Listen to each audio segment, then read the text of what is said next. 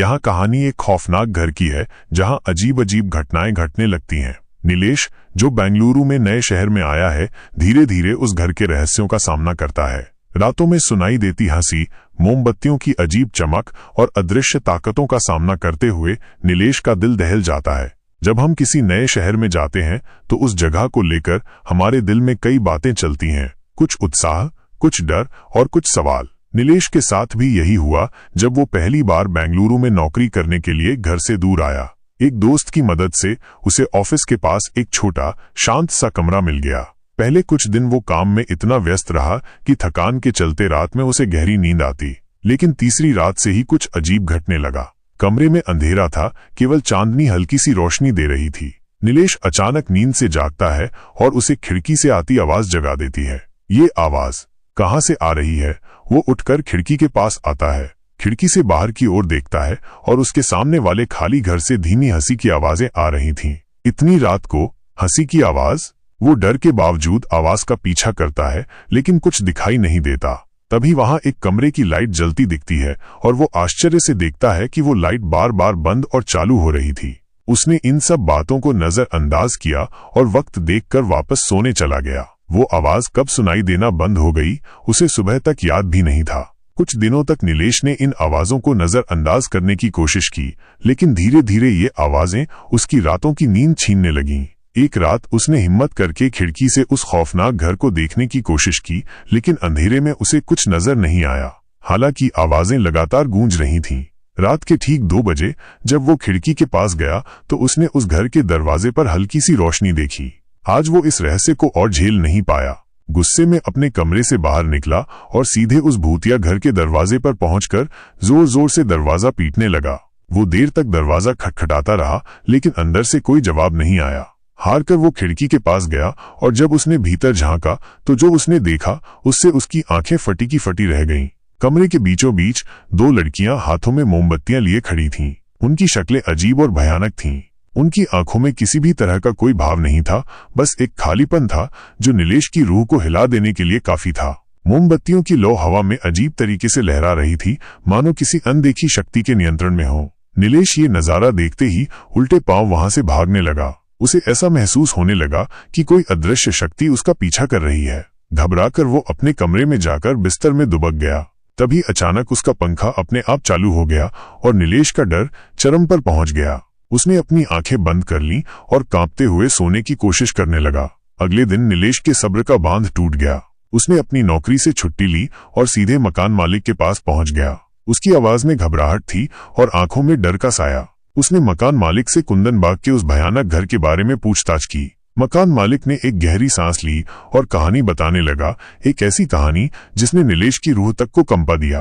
कुंदन बाग के इस खौफनाक घर में दशकों पहले एक साधारण सा परिवार रहता था, पति, पत्नी और उनकी 2 प्यारी बेटियां। सब कुछ आम लोगों जैसा ही था, लेकिन फिर एक रात वो आदमी अचानक गायब हो गया। उसकी तलाश में परिवार और पड़ोसियों ने हर मुमकिन कोशिश की, लेकिन उसका कहीं पता नहीं चला। इसके बाद घर में अजीब घटनाएं घटने लगीं। लोग कहते थे कि वो औरत और उसकी बेटियां रात में मोमबत्तियां जलाकर घर के कमरों में घूमती और अजीब सी हरकतें करती। उनका रहस्यमयी व्यवहार धीरे धीरे पूरे मोहल्ले के लिए चिंता का कारण बन गया। एक दिन परेशान होकर पड़ोसियों ने पुलिस को बुला लिया। जब पुलिस ने घर की जांच की तो जो उन्होंने देखा उससे सबके रोंगटे खड़े हो गए। घर के भीतर उस औरत और उसकी बेटियों की लाशें सड़ गल चुकी थीं। सबसे हैरानी की बात यह थी कि पोस्टमार्टम से पता चला कि वो तीनों करीब 6 महीने पहले ही मर चुकी थीं, लेकिन मोहल्ले के लोगों ने उन्हें अभी कुछ ही दिनों पहले घर के आसपास घूमते हुए देखा था। माना जाता है कि उस औरत ने अपने पति को वापस बुलाने के लिए कोई तांत्रिक क्रिया की थी और इसी कारण से ये सब हुआ। आज भी इस घर में लोग अजीब घटनाएं देखने का दावा करते हैं। उसकी खाली खिड़कियों से झांकती परछाइयां और रात में सुनाई देने वाली हल्की हल्की फुसफुसाहटें इस बात की गवाही देती हैं कि कुंदन बाग का ये घर आज भी अपने अतीत के भयानक रहस्यों को अपने भीतर छुपाए हुए है। सन्नाटा छा जाता है। नीलेश का चेहरा फीका सफेद पड़ जाता है। उसके मन में डर का बीज और गहरा हो जाता है। उस रात नीलेश को एहसास हुआ कि कुछ रहस्यों को छेड़ना अपनी ही बर्बादी को निमंत्रण देना है। कुंदन बाग का वो भयानक घर अब भी वहां खड़ा है, अपनी खौफनाक कहानियों के साथ, और जो कोई भी उसके रहस्य जानने की कोशिश करता है वो हमेशा के लिए उसकी यादों में कैद हो जाता है। और नीलेश ने जल्द ही वो घर छोड़ने का फैसला किया। पर उसके मन में अब भी उस घर का खौफ और रहस्य हमेशा के लिए बस चुका। नीलेश ने उस घर को छोड़ने का फैसला तो कर लिया था, लेकिन उसका मन उस रहस्य से उलझा हुआ था। वो जानना चाहता था कि आखिर उस घर में क्या हो रहा था। उसने एक पुराने पुस्तकालय जाना शुरू कर दिया, जहां वो बेंगलुरु के इतिहास से जुड़ी किताबें ढूंढता। उसे एक पुरानी किताब मिली जिसमें कुंदन बाग के बारे में कुछ अजीबोगरीब बातें लिखी हुई थीं। किताब के अनुसार कुंदन बाग कभी एक बहुत ही शांत और सुंदर जगह हुआ करती थी, लेकिन एक समय में इस जगह पर एक तांत्रिक रहता था जो काले जादू का अभ्यास करता था। उसने इसी घर में रहकर कई अघोरी क्रियाएं की थीं। कहा जाता है कि उसने अपनी शक्तियों से लोगों को अपने वश में कर लिया था और कई लोगों को अपनी क्रूरता का शिकार बनाया था। नीलेश को इस किताब से बहुत कुछ समझ आया। उसे लगा कि शायद उस घर में रहने वाली महिला ने भी उसी तांत्रिक के जादू के प्रभाव में आकर ऐसा किया होगा।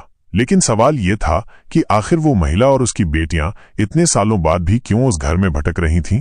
नीलेश ने हिम्मत करके एक बार फिर उस घर के पास जाने का फैसला किया। इस बार वो अकेला नहीं था, उसके साथ उसके कुछ दोस्त भी थे। रात के अंधेरे में वे सब मिलकर उस घर के पास पहुंचे। घर के अंदर से अजीब अजीब आवाजें आ रही थीं। तभी अचानक घर का दरवाजा अपने आप खुल गया।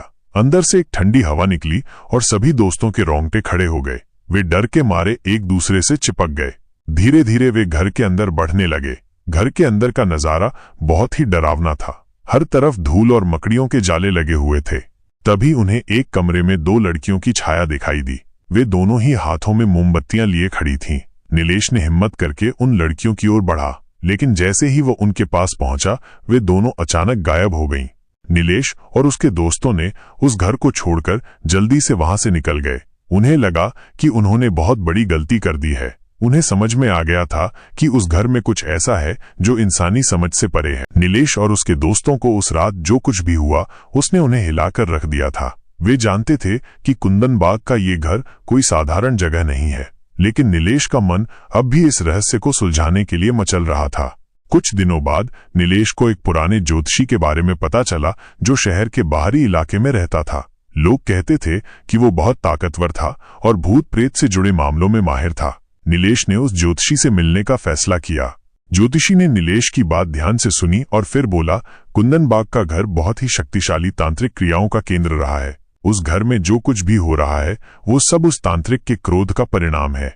ज्योतिषी ने नीलेश को बताया कि उस तांत्रिक ने अपनी मृत्यु से पहले एक शाप दिया था कि जो कोई भी उसके घर में प्रवेश करेगा उसे कभी शांति नहीं मिलेगी, और ऐसा लगता है कि वो शाप आज भी सच साबित हो रहा है। ज्योतिषी ने नीलेश को एक मंत्र दिया और कहा कि अगर वो इस मंत्र का जाप करेगा तो शायद वो उस घर के रहस्य को सुलझाने में कामयाब हो जाए। नीलेश ने ज्योतिषी की बातों पर विश्वास किया और उसने उस मंत्र का जाप करना शुरू कर दिया। कुछ दिनों तक नीलेश ने लगातार उस मंत्र का जाप किया। धीरे धीरे उसे ऐसा महसूस होने लगा कि वो उस घर के रहस्यों के करीब पहुंच रहा है। एक रात नीलेश ने फिर से उस घर जाने का फैसला किया। इस बार वो अकेला गया था। घर के अंदर का नजारा पहले जैसा ही था। नीलेश ने मंत्र का जाप करते हुए घर के अंदर बढ़ना शुरू किया। तभी उसे एक आवाज सुनाई दी। वो आवाज एक महिला की थी। महिला कह रही थी, यहाँ से चले जाओ, ये जगह तुम्हारे लिए नहीं है।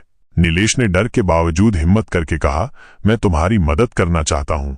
महिला ने कहा, तुम हमारी मदद नहीं कर सकते, हमेशा के लिए यहीं फंसे रहेंगे। नीलेश ने फिर से मंत्र का जाप करना शुरू किया। धीरे धीरे महिला की आवाज कमजोर होती जा रही थी। आखिरकार वो आवाज पूरी तरह से गायब हो गई। नीलेश को लगा कि उसने जीत हासिल कर ली है। उसने घर से बाहर निकलकर गहरी सांस ली, लेकिन तभी उसे अचानक ऐसा लगा कि कोई उसे पीछे से खींच रहा है। नीलेश ने पीछे मुड़कर देखा, लेकिन उसे कुछ भी दिखाई नहीं दिया। नीलेश को जब अचानक पीछे से खींचने का एहसास हुआ तो उसका दिल दहल गया। उसने घूमकर देखा, लेकिन कुछ भी नहीं था। उसका मन डर से भर गया। उसे लगा कि शायद वो तांत्रिक का शाप से बच नहीं पाया है।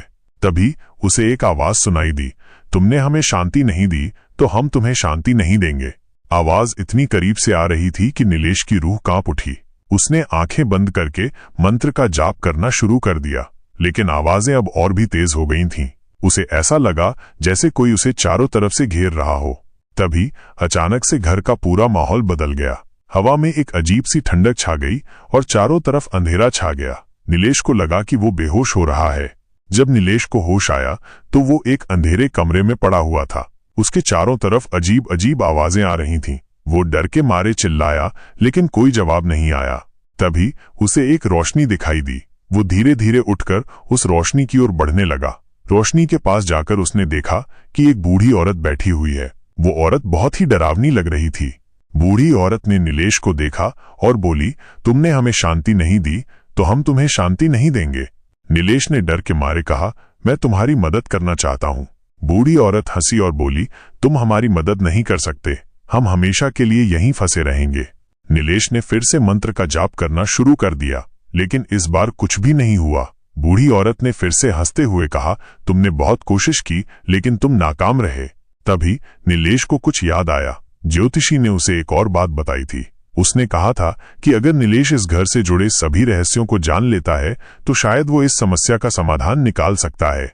नीलेश ने बूढ़ी औरत से पूछा, आप कौन हैं और आप यहाँ क्यों फंसी हुई हैं? बूढ़ी औरत ने धीरे से कहा, हम इस घर की मालकिन हैं। हमारी मौत बहुत ही दर्दनाक हुई थी। हमारी आत्मा को शांति नहीं मिल रही है। नीलेश ने बूढ़ी औरत की बात ध्यान से सुनी। उसे लगा कि उसे कुछ समझ आ रहा है। उसने बूढ़ी औरत से कहा, मैं तुम्हारी मदद करना चाहता हूँ, लेकिन मुझे बताओ कि तुम्हारी मौत कैसे हुई और तुम यहाँ क्यों फंसी हुई हो? बूढ़ी औरत ने अपनी कहानी बताई। उसने बताया कि कैसे उसका पति उसे छोड़कर चला गया था और कैसे उसने बदले की भावना में एक तांत्रिक की मदद ली थी, लेकिन तांत्रिक ने उसे धोखा दिया और उसकी हत्या कर दी। नीलेश ने बूढ़ी औरत की बात सुनकर बहुत दुख हुआ। उसने बूढ़ी औरत से कहा, मुझे माफ कर दो, मैं तुम्हारी मदद करने की कोशिश करूंगा। नीलेश ने बूढ़ी औरत की कहानी सुनकर उसके दिल में दया आ गई। उसने फैसला किया कि वो बूढ़ी औरत और उसके परिवार को मुक्ति दिलाने के लिए हर संभव कोशिश करेगा। नीलेश ने ज्योतिषी से मिलकर उससे सलाह ली। ज्योतिषी ने नीलेश को बताया कि उस घर में एक शक्तिशाली तांत्रिक क्रिया की गई थी और उस क्रिया को उलटने के लिए एक विशेष मंत्र का जाप करना होगा। ज्योतिषी ने नीलेश को वो मंत्र सिखाया और उसे बताया कि उसे उस मंत्र का जाप उस घर में ही करना होगा। नीलेश ने ज्योतिषी की सलाह मानकर उस घर में गया और उसने उस मंत्र का जाप करना शुरू कर दिया। जब नीलेश मंत्र का जाप कर रहा था तभी घर के अंदर अजीब अजीब आवाजें आने लगीं। ऐसा लग रहा था जैसे कोई उससे लड़ रहा हो, लेकिन नीलेश डरा नहीं और उसने मंत्र का जाप जारी रखा। कुछ देर बाद आवाजें धीरे धीरे कम होती गईं और अंत में सब शांत हो गया। नीलेश ने आंखें खोली और देखा कि घर के अंदर सब कुछ सामान्य था। नीलेश ने महसूस किया कि उसने बूढ़ी औरत और उसके परिवार को मुक्ति दिला दी है। उसने घर से बाहर निकलकर गहरी सांस ली। उसे लगा कि उसने एक बहुत बड़ा काम किया है। उस दिन के बाद से कुंदन बाग का वो घर फिर कभी किसी के लिए परेशानी का कारण नहीं बना। नीलेश ने उस घर के बारे में किसी को कुछ नहीं बताया। उसने उस रहस्य को अपने दिल में ही दबा लिया। कहानी का अंत। ये कहानी हमें बताती है कि अंधविश्वास और जादू टोना कितना खतरनाक हो सकता है। हमें कभी भी किसी अंधविश्वास पर विश्वास नहीं करना चाहिए। हमें हमेशा तर्क और विज्ञान पर विश्वास करना चाहिए। ये कहानी हमें ये भी सिखाती है कि हमें हमेशा दूसरों की मदद करनी चाहिए। हमें हमेशा कमजोरों की मदद करनी चाहिए।